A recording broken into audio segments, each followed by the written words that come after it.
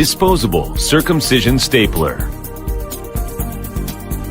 Use a measuring ruler to choose the right model of stapler. Routine disinfection, local anesthesia, sacral anesthesia, or other effective means of anesthesia.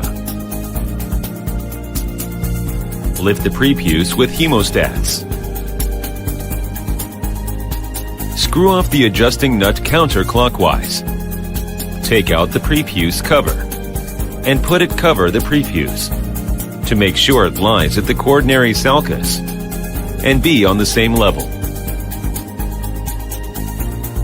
Use suture line to fix the prepuce on the pull rod and confirm the frenulum length.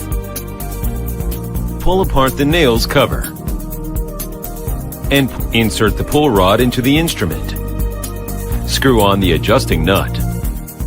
When the end of the pull rod is on the same level with the surface of metal insert inside the adjusting nut, the adjusting nut is in place. Remove the safety clip. Hold the handle.